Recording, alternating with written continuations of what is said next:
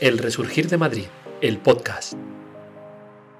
Entrevistas Kilómetro Cero. Hoy tenemos con nosotros a Alejandra Hernández, profesora, historiadora y gran divulgadora de temas históricos. Lo hace de una forma divertida y amena a través de su perfil en redes sociales Te Cuento una Historia. Y con esa misma idea acaba de publicar Esta historia apesta, un libro en el que hace un recorrido por cómo ha sido la higiene a lo largo de los siglos, narrando historias verídicas de reyes, reinas, grandes mandatarios y personajes famosos. De todo ello hablamos en este nuevo episodio de nuestro podcast. Buenos días y bienvenidos al Resurgir de Madrid, el podcast. Hoy tenemos con nosotros a Alejandra Hernández. Alejandra, ¿qué tal? Bienvenida. Muy buenas, gracias. Alejandra, con una cuenta de TikTok y de Instagram brutal donde divulgas la historia, cosa Eso que... intento. Enhorabuena. Gracias. Que es @te cuento una historia. Vale, @te cuento una historia, ¿vale? Os recomendamos que le echéis un vistazo porque es un gusto que una persona tan joven hable de historia y encima transmitiendo la historia al gran público, que yo creo que es súper necesario. Sí, es el objetivo, llegar a gente que en un principio no tiene ese interés innato por la historia y despertar el gusanillo y la curiosidad. Pues lo dicho, enhorabuena. Gracias. Y además acabas de escribir un libro que tenemos aquí, que es Esta historia apesta, que ya el título llama la atención. Sí, el libro huele bien, ¿eh? El libro huele muy bien, damos fe. Sí. Huele muy bien.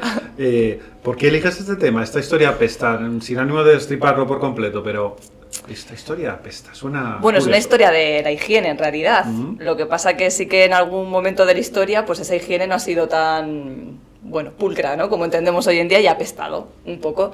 Y era el interés por llevar la historia social, el costumbrismo, el folclore, que es algo que muchas veces los historiadores como que dejamos un poco de lado y no nos llama tanto la atención, llevarlo a un libro, no manual, es un libro divulgativo puro y duro, pero llevarlo a un libro y que la gente pueda conocer a sus antepasados desde un punto de vista un poco más, más cercano, dicharachero, entre más comillas, cercano, ¿no? humanizar También. a ciertos personajes. Humanizar. Hay como un mecanismo que yo creo que funciona y creo que es el que tú has utilizado. Si me equivoco, corrígeme, pero que yo creo que está muy bien, que va basado en esa humanización, ¿no? Que es, en ocasiones, utilizar esta serie de acciones cotidianas, ¿no? Como tú hablas de ir al baño, de hacer pipí, que yo creo que al final, pues a la gente en muchas ocasiones nos interesa, incluso también tiene un poco un tono humorístico que también es bueno y nos hace acercarnos a ello. Y nos hace naturalizarlo, porque al final es algo que hacemos todos los días y todos. Yo siempre digo que si quieres perder el respeto, entre comillas, a una persona, imagínatelo haciendo caca en su momento más íntimo, pues igual con los personajes históricos. Si queremos bajar un poco de ese pedestal en el que tenemos a muchos de ellos, lo mejor es imaginarlos en sus momentos más íntimos. Totalmente. Además, hay una cosa que es como muy curiosa, y yo creo que por eso está muy guay tu libro, porque cualquier película histórica o cualquier libro histórico es como un punto que se pasa totalmente por...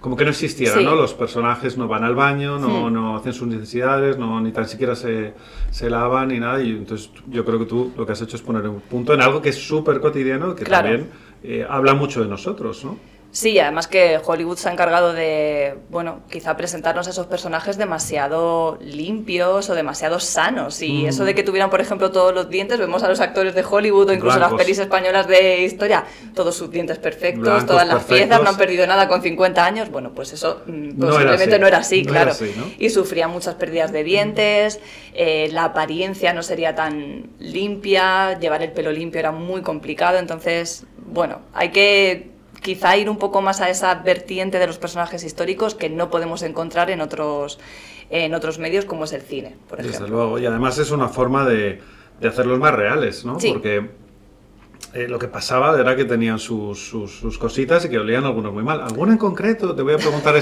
no sé si hay un top 3 que tú digas personajes históricos famosos que eran muy guarretes, entre comillas.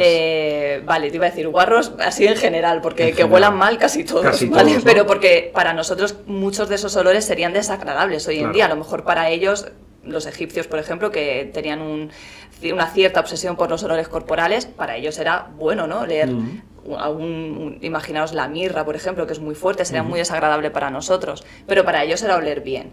Pero ahora, como costumbres que, digamos, ahora dejaban la higiene un poco de lado, sí, tenemos ahí a varios personajes importantes. Por ejemplo, los dos Felipe II, Felipe V, Austria y Borbón, estarían ahí como en el punto de obsesión por la higiene, casi hipocondría, que sería Felipe II, y al contrario Felipe V, un abandono total por sus problemas mentales, que estaba el pobre ido de la olla total. Entonces ahí Felipe V sería de los españoles quizá el que encabezaría el top guarrete. Sí, el top guarrete total. Pero es que luego tenemos a personajes como Enrique IV de Francia, que tenía un problema de sudoración excesiva y aparte practicaba mucho deporte y sexo, todo así uno seguido del otro. Entonces, bueno, había problemas en el ámbito conyugal porque la mujer no podía compartir cama con él de lo que sudaba. Bueno, se dice que tenía que cambiar las sábanas cada 2 por 3. Y también tenemos a Carlos II de Inglaterra, que le cogió el gustillo a tener una peluca hecha con vello púbico de sus amantes, o sea que no sabemos cómo olía eso. Así que sí, hay varios personajes por ahí. Yo casi que ese sería el top 3. El top 3. Pondría Felipe V, Enrique IV de Francia y Carlos II de Inglaterra. Oye, ¿y los españoles comparados con otros reinos cercanos, como que ahora hablabas Francia, Inglaterra, éramos más guarrillos que ellos o menos? ¿O en la línea? Depende del momento de la historia. Es verdad que nuestro siglo de oro, bueno, lo único que relucía sería el oro, porque lo demás dejaba mucho que desear. Pero en momentos anteriores sí que hemos sido más limpios. Tenemos que tener en cuenta que al principio de la Edad Media nosotros bebemos mucho de la influencia árabe y los árabes eran personas muy, muy limpias. O sea, el tema de las abluciones corporales lo tenían muy, muy interiorizado y lo practicaban varias veces al día. Por lo tanto, tenemos que tener en cuenta que bebemos de esa tradición árabe, bebemos de la tradición romana anterior, por lo tanto, sí que desarrollamos una buena base de limpieza. Efectivamente, pero si nos comparamos con Francia, por ejemplo, ¿dónde se inventó el perfume? Tenemos que tenerlo en cuenta, claro. Inglaterra sí que depende del monarca, dependiendo del momento, tenían costumbres un poco más diferentes a las nuestras, pero yo creo que quitando el siglo de oro no nos podemos considerar demasiado guarros en comparación con otros europeos. Bienvenido, no somos los más guarrillos. Oye, ¿cómo haces para documentarte? Porque entiendo que este tipo de contenidos son más difíciles de encontrar, ¿no? A lo largo de la historia. Sí, hay mucha fake news en torno a la higiene y eso es algo que me he topado. Son además conocimientos que quizá yo tenía ahí ¿sabes? En la recámara de haberlo escuchado toda la vida. Por ejemplo, que Isabel la Católica era una guarra y me he empeñado en desmentir porque hay que mirarlo desde su propio contexto, desde el siglo en el que viven y hay que quitar todas esas noticias falsas que han pasado, yo no sé por qué, la historiografía tradicional a lo largo de las décadas se han quedado ahí con un pozo importante. Entonces, al final, lo más importante quizá es tirar de las fuentes primarias y, sobre todo, testimonios de primera mano de aquellos que convivieron con esas personas o aquellos que presenciaron esas costumbres higiénicas. Entonces, para mí, las cartas y los testimonios de aquellos que compartieron momentos importantes con estos personajes ha sido lo mejor, porque te permite contrastar con esa tradición, por ejemplo, de Isabel la Católica que tenemos en nuestra mente y que en realidad pues no era así. Totalmente. Eres profe, sí. Además, como decíamos, profe de chicos de 12, chicos y chicas de 12, 16, ¿no? De 12 a 16, más o menos. 16 años. Sí. Eres profe de historia. ¿Te cuesta acercarle la historia a ellos? ¿Son receptivos cuando les cuentas este tipo de contenidos? ¿Lo reciben mejor? Sí, esto... Entiendo claro, que sí, ¿no? Sí, Esa sí. es la anécdota curiosa. Sí, el momento salseo les gusta. ¿Y cómo sí. percibes su receptividad ante la historia? Ellos, en un primer momento, los adolescentes, pero yo creo que nos ha pasado a todos, es muy raro que te guste la historia de adolescente, tienes ese rechazo natural hacia todo lo que sea excesivamente teórico, como es la historia. A mí siempre me suelen decir, cuando al final del curso hacemos como una autoevaluación en conjunto de cómo ha ido la asignatura y el curso, digo, bueno, ¿qué os ha parecido la asignatura? Digo, ¿os ha gustado la historia? Y dice, nos gusta como tú das la clase. Digo, bueno, pero entonces os está gustando la historia, no seguís rechazándola. O sea, no es que yo os la cuente, vale, sí, yo os la hago más atractiva, ok, pero estoy haciendo que os guste la historia. O sea, que intentar abandonar ese rechazo que tenéis natural hacia una asignatura de letras pura y dura como es esta. Entonces todo esto a ellos les atrae mucho más, que las fechas, las guerras, sí, conforme se van haciendo mayores, quizá el tema de los conflictos bélicos les resulta más interesante, pero un niño de 12 años no tiene todavía capacidad para entender, por ejemplo, una guerra púnica. Claro. Entonces, al final, contarles cómo los romanos iban al baño, pues les hace mucha más gracia y se quedan con ese conocimiento pero años después te lo siguen recordando. Ahí nos acordamos, profe, cuando contabas esto, que contarles pues cómo se desarrollaron las guerras púnicas. Es que es algo que tenemos que tener en cuenta, que son mentes de 12 y 13 años. Totalmente. Y no de 25 o 30. Pero es fantástico que les puedas acercar la historia de esta manera, porque yo creo que esas anécdotas tan divertidas se quedan en tu retina para siempre y te hacen pues coger ese gusto por la historia, que realmente es apasionante. Y pasárselo bien. Por cierto, nos decías, los romanos en el baño, ahí hay mucha tela que cortar, ¿no? Sí, además es un tema que yo creo que la gente que se dedica al mundo antiguo tiene ya como muy estudiado, y hay muchísimas fuentes y tenemos muchas noticias en torno a cómo iban al baño los romanos, porque gustaban de ir en conjunto, en grupo. No de decir, vamos todos a la letrina a tal hora, ¿no? Pero de encontrarse allí y pasar un rato momento allí. De charla. Sí, era como el típico momento incómodo que ahora podemos pasar en ascensor con el vecino y no sabemos de qué hablar, pues ellos lo pasaban en las letrinas. Eran espacios públicos, estaban distribuidos por las ciudades y había, pues depende del sitio en el que estuvieran ubicadas, más o menos letrinas, pero espacios para hacer tus necesidades, pero eran sitios, vamos, colectivos. Es que no había separación entre letrina y letrina. Compartían incluso esponja para limpiarse el culo, o sea que el tema de las enfermedades intestinales vamos a dejarlo un poco ahí, porque más de una se transmitían, pero sí, era un espacio en el que incluso se cerraban acuerdos comerciales. El mayor número de letrinas estaba ubicado en los barrios de negocios de las ciudades romanas, por lo tanto se podían llegar a cerrar tratos comerciales allí, con el moñigo colgando del culo. Que en vez de cerrar un negocio yendo a comer, lo cerraban yendo a cagar. Sí, básicamente es así. Oye, y creo que había leído algo tuyo que hablabas de el peligro de explosión casi, ¿no?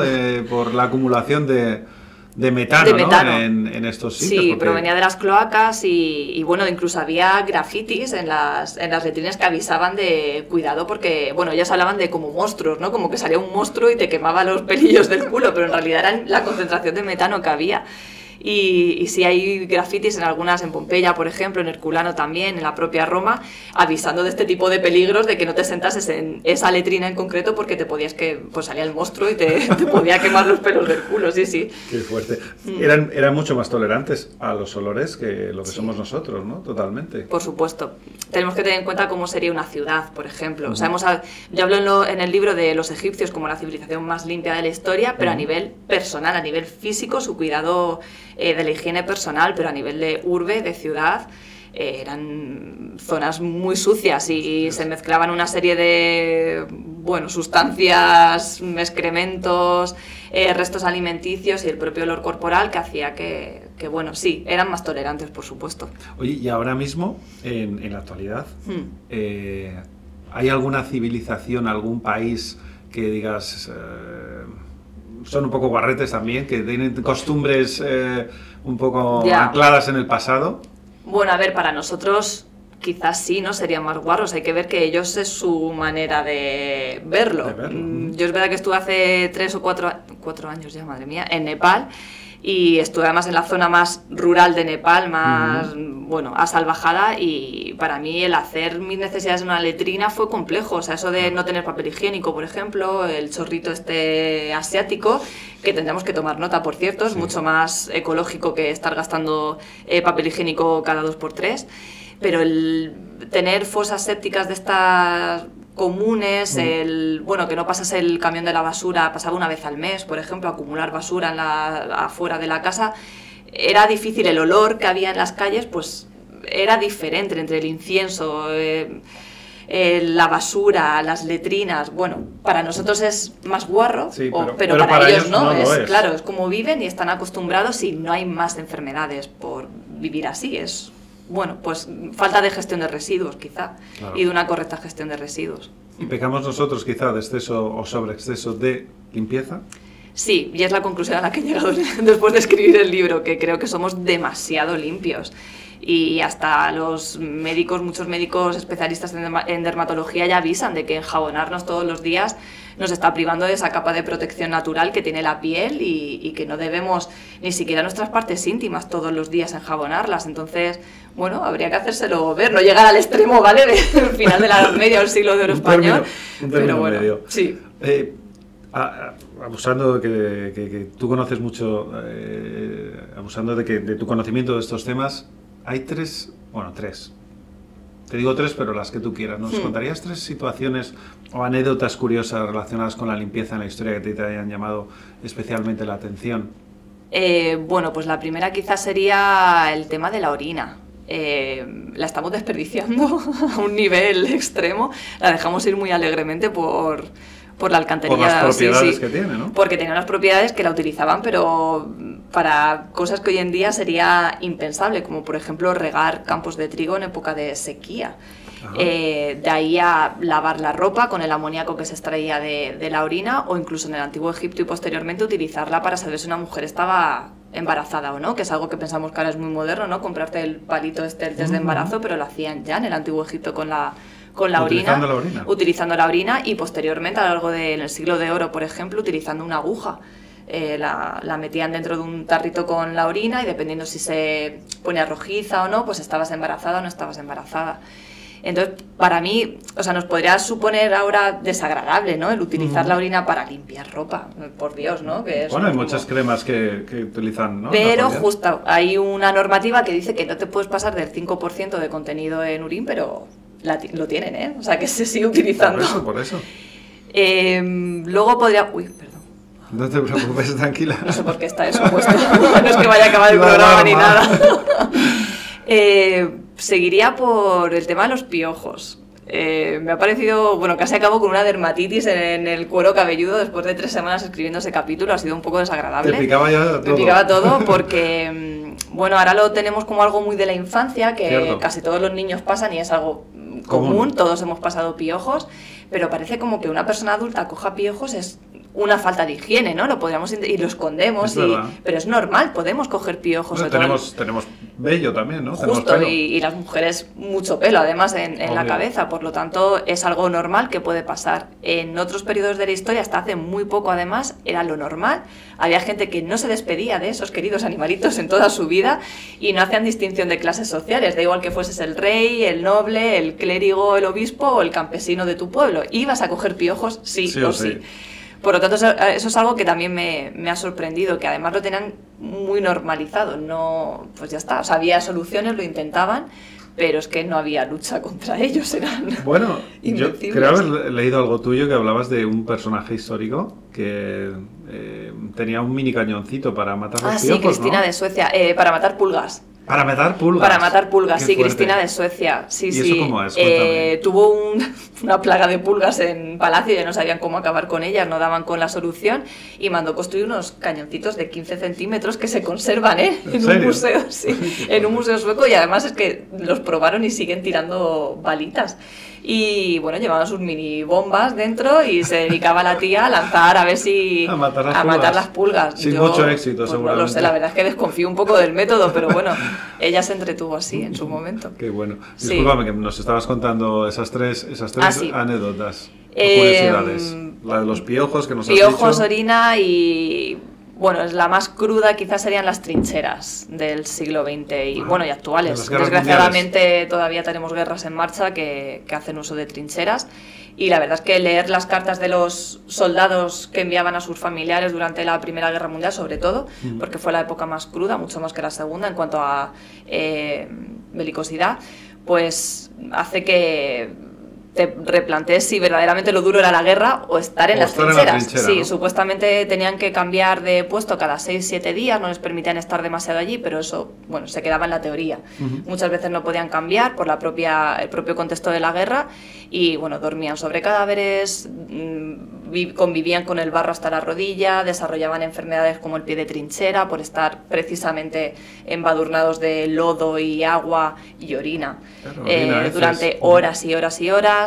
Ratas, piojos, locura de trinchera, que era un trastorno mental que desarrollaban por el propio impacto de la contienda. Entonces, Terrible. Imaginar la vida allí es durísimo, duro, sí, durísimo. es duro.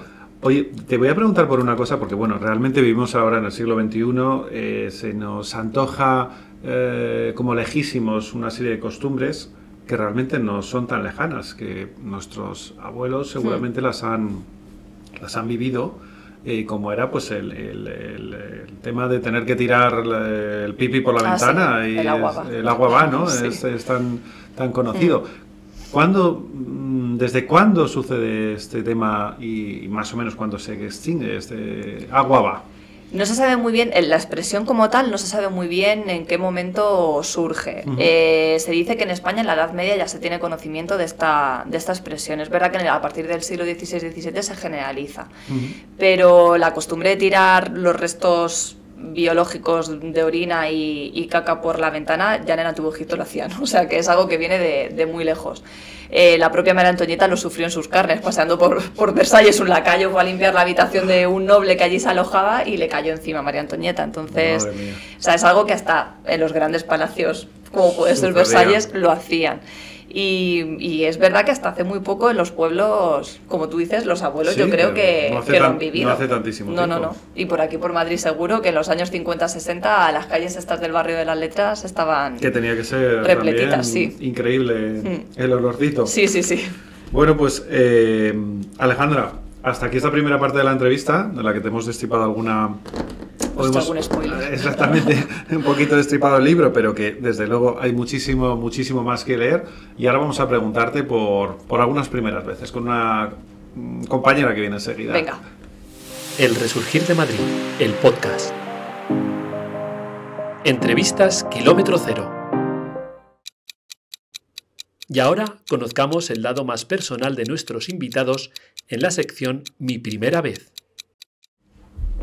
Bueno, seguimos con Alejandra Hernández y ahora, Alejandra, te presento a una persona que viene a preguntarte por primeras veces. Elena Reyes. Encantada, Alejandra. Igualmente. Pues mira, yo te quería preguntar de primeras, ¿cuál es la primera civilización que dijo, oye, estamos saliendo fatal, hay que cambiar esto es antihigiénico, provoca enfermedades, es un problema para la salud?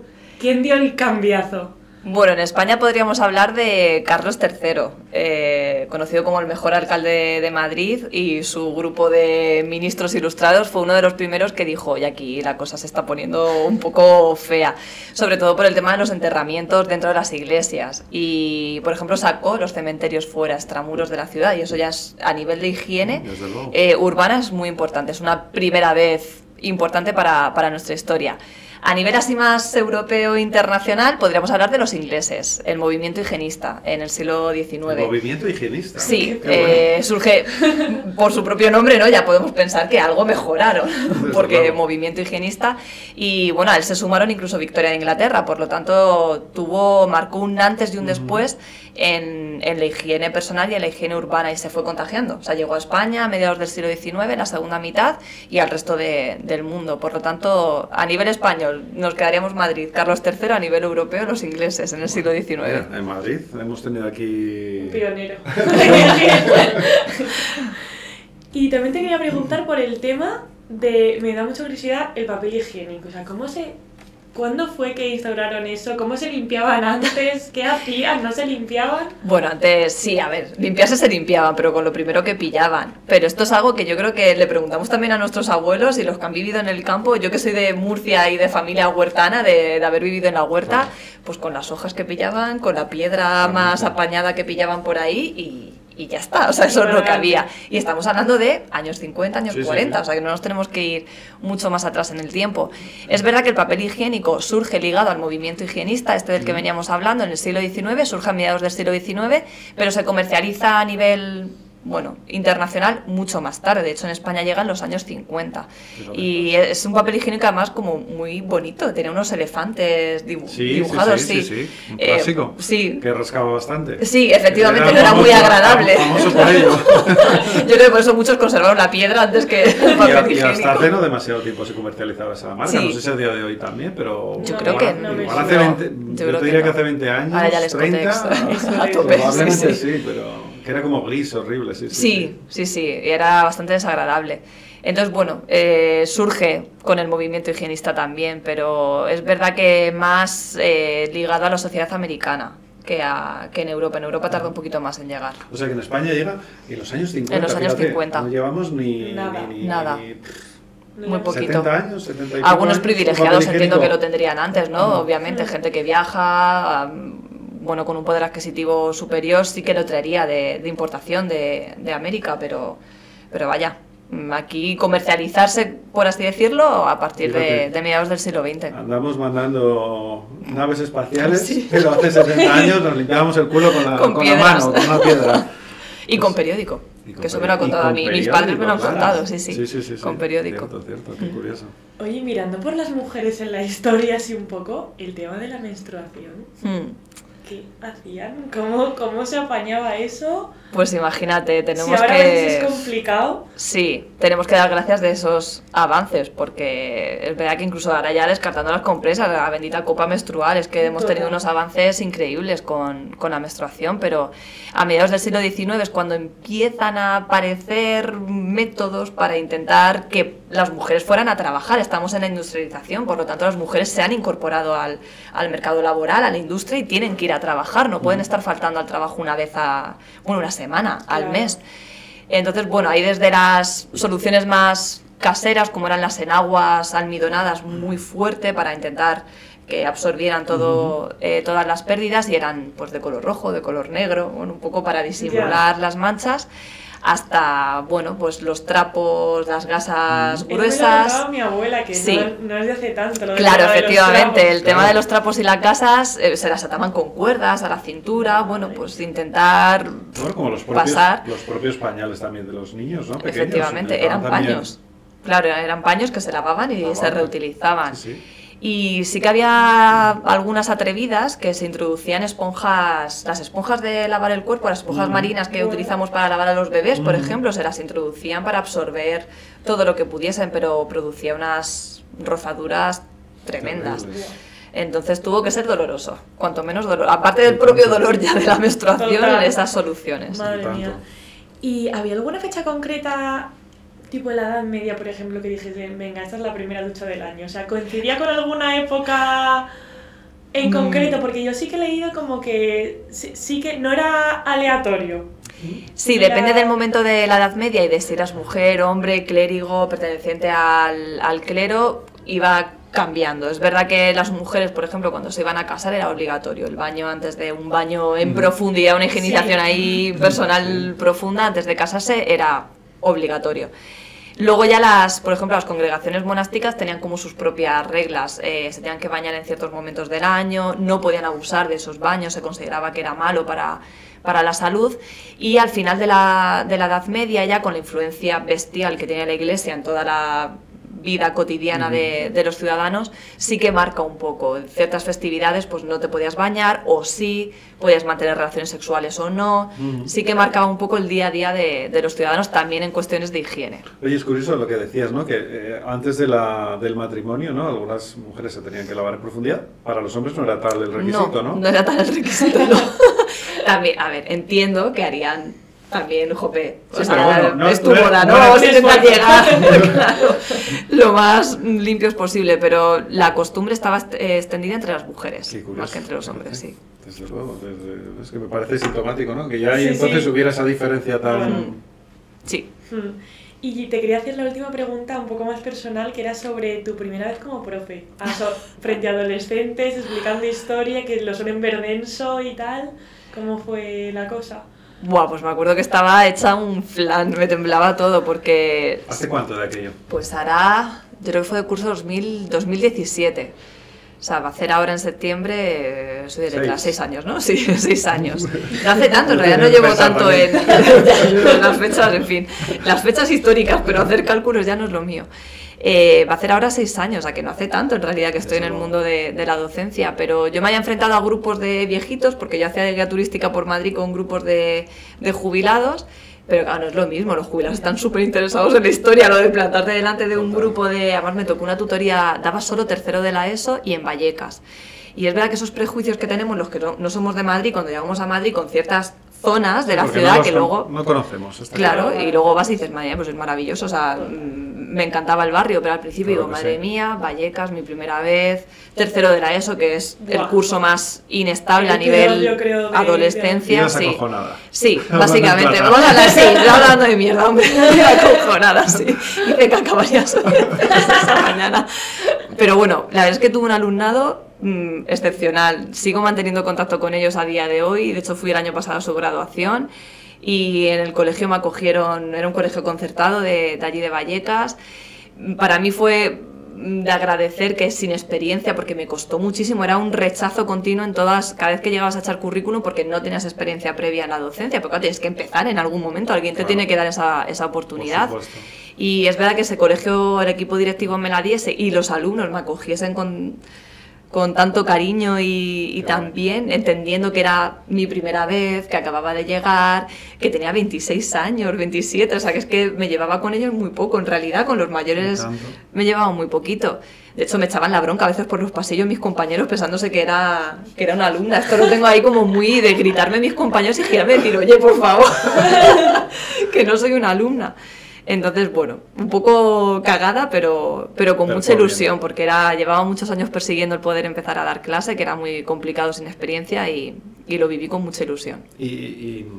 Porque también yo creo que hay mucha leyenda urbana, ¿no? O no sé si tal, pero es la figura de la autoridad del profesor, que dicen que ha variado muchísimo. ¿Tú te sientes a gusto con autoridad o se percibe una relación un poco más diferente? Quizá Yo creo que ha cambiado. Ha cambiado, ¿no? Sí, yo no voy a decir que haya menos respeto por los profesores, yo no creo que sea así. Al final el respeto lo haces tú. O sea, el que a ti te tengan respeto es tu trabajo, no es que ellos estén cambiando o la sociedad esté cambiando. Eso es algo que si nosotros como docentes perdemos de vista, pues ellos lo van a dejar también de lado. Yo soy una profesora muy cercana, que entiendo la docencia como algo mucho más global que el dar clase e impartir un conocimiento. Para mí es impartir valores, acompañarles en un proceso muy Correcto. complicado que es la adolescencia. Para todos ha sido muy complejo ese periodo de nuestra vida y por lo tanto soy cercana, pero cuando me tengo que poner seria o cuando percibo una falta de respeto no voy a gritar, por ejemplo. Es raro que yo grite o me imponga de esa manera, pero sí que voy a decir, frena, ¿qué has dicho? O sea, me has sentado mal o le expreso mis sentimientos, eso no lo puedes decir porque me has hecho daño, entonces replantéatelo, ponte en mi lugar. Es un poco más trabajar desde quizá la empatía, que desarrollen esa empatía de que yo soy persona. Eso con los mayores, los de segundo de bachillerato, me acuerdo que me pasó en su momento. Solo he dado una vez en segundo de bachillerato y era mi tutoría además, Historia de España. Para mí fue como, Dios mío, ¿en qué me he metido? Y fue difícil porque son gente de 17, 18 años muy exigente y que te ven joven y pierden el respeto vacilan. totalmente por ti. Sí. Y yo con ellos trabajé mucho el decir, yo os estoy cuidando, pero vosotros a mí no. Y yo soy persona, y yo tengo sentimientos, y vengo a hacer mi trabajo con mucha ilusión, y cuando percibo una falta de respeto por vuestra parte o un desinterés por vuestra parte, a mí me hace daño. Entonces, igual que yo me preocupo por vosotros y porque lleguéis bien a la EBAU, que llevéis todo el día, que lo paséis bien en clase contando salseos y cosas así, no dando una historia de España y a tope de teórica, jope, cuidarme también a mí, somos personas. ¿Y se consigue? Y se consigue. Y se desarrolla un vínculo entre profesor y alumno que, por ejemplo, yo no tuve. De Y más yo, cercanía, quizá. sí, más cercanía, y para ellos eres pues una figura a la que recurrir cuando tienen pues un problema o simplemente pasar el recreo contigo, que es algo que mis profesores se acercasen a mí en el recreo, Dios Era- mío, déjame sí, en paz. era extraño. Yo llevo a los patitos, como digo siempre, o sea que, bueno, es algo que está en nuestra mano cambiar Está muy bien.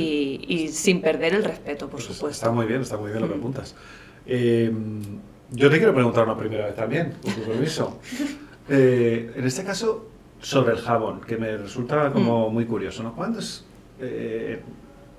la primera vez que empezamos a usar jabón? O en España, si quieres, no lo sé. Bueno, en España llega más tarde, pero el primer jabón, a ver, no como ahora, no entendéis una pastilla de jabón como tal, pero sí que el primer uso del jabón para higienizarse a nivel corporal sería en el Antiguo Egipto. Es que los egipcios, de verdad, tenían Innovadores, soluciones ¿no? para todo, sí. Hay mogollón de papiros, además que encima hemos conservado fuentes primarias, pero para aburrir. Yo me he basado en dos en concreto, sobre todo el papiro Ebers, que es el más bueno, el que mayor cantidad de conocimiento higienista o consejos sobre higiene personal tiene, pero sí que utilizaban ya ciertas sustancias, ciertos elementos para enjabonarse. Lo que ahora entenderíamos como voy a frotarme el cuerpo y voy a enjabonarme. Qué bueno, o sea que la civilización egipcia, sin duda... A tope, los más limpios. Los más limpios. Sí.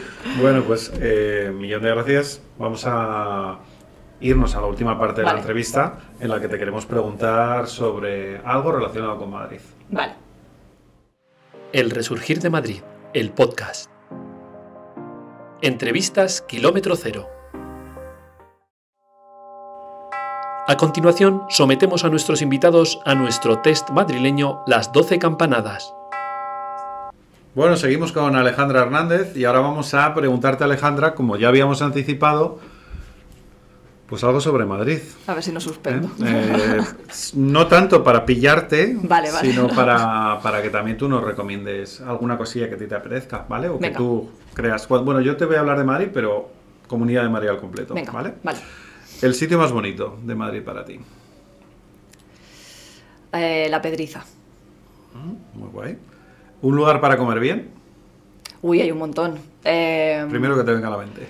El primero que me venga a la mente. Ay, es que no, ¿sabes lo que pasa? Soy muy mala para los nombres de los sitios. Es que es un sitio... Pues por donde esté, quizá, o el pueblo... Está, no es aquí, en el centro ¿Es de Madrid. Sí, está en la zona de Malasaña, entre Malasaña y Chueca. ¿El Tigre puede ser? Es que no me acuerdo. Mira, Sidrería El Tigre. Eso, ahí. Mira. Ese sitio me gusta. Sidrería El Tigre. Nos lo apuntamos. Una tarde cultural, ¿dónde lo pasarías? En el Prado. En Es el muy Prado, típico, ¿no? pero es que para mí es la mejor pinacoteca del mundo mundial. O sea que Desde luego que en sí, el Prado. desde luego que sí. Tú eres profe de historia. Un lugar en Madrid para encontrarse con la historia de lleno. Pues la Plaza Mayor, por ejemplo, sería un buen lugar, porque cualquier trocito de la plaza, o sea, puedes aprender desde la realeza hasta la propia Inquisición, por lo tanto, hasta los trabajos típicos del siglo de oro, por ejemplo, pasando por las calles de alrededor. Así que la Plaza Mayor. Perfecto. Un lugar que te guste para salir de cachondeo. Malasaña también. Malasaña también. Sí, me quedo con Malasaña. ¿Canción que te recuerde a Madrid? Ay, es que me gusta mucho la zarzuela, entonces... la verbena de la Paloma, cualquiera de la verbena de la Paloma, una rubia, una morena. Qué bueno. Soy muy fan de la zarzuela, sí. Qué bueno, ¿no? Es genial, pero que es original porque nadie nos había contestado Pues, eso. Así que... La verbena de la Paloma, así en todo su conjunto. Genial, genial.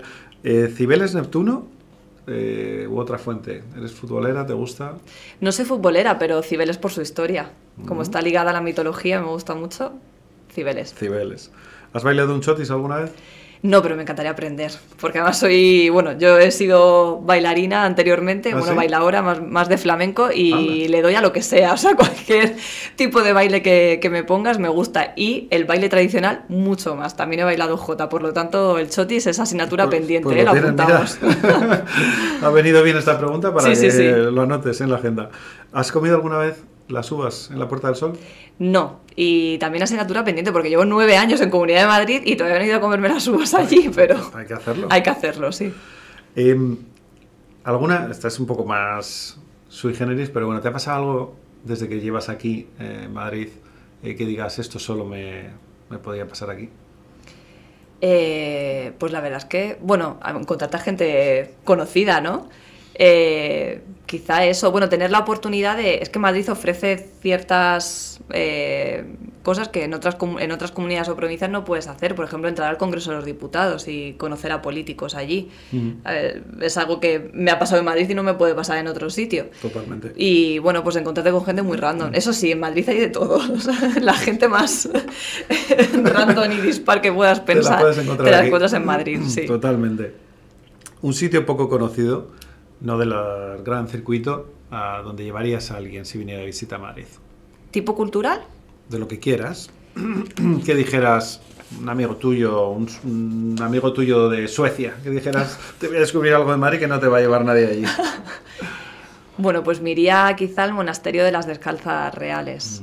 Es poco, a ver, es conocido, pero poco conocido. Yo creo que dentro de la ruta turística de Sí, Madrid no se suele no es visitar súper- el monasterio. Para mí es un sitio... Chulísimo, sí. Sí, es especial, como que tiene una aura ahí mística. Yo no soy muy religiosa, pero entras y es como que te trasladas precisamente al Madrid de los Austrias y es un monumento para descubrir. Una chulada.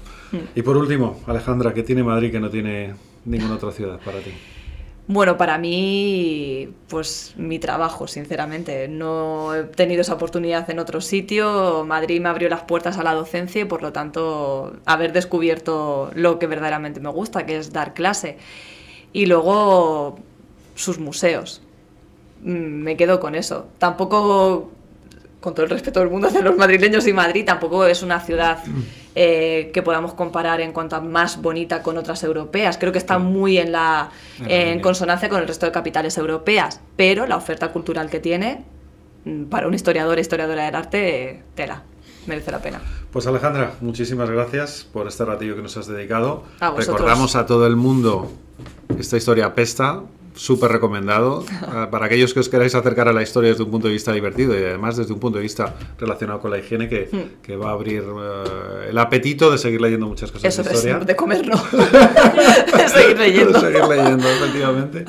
Lo dicho, 1.000.000 de gracias de verdad Gracias por a venir a vosotros. visitarnos.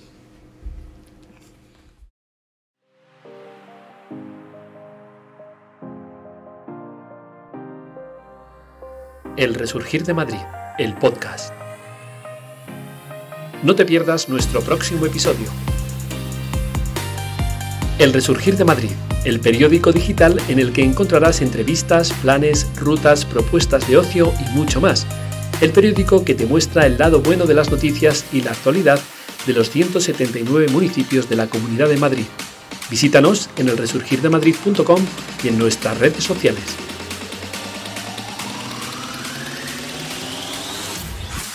El Resurgir de Madrid, el podcast.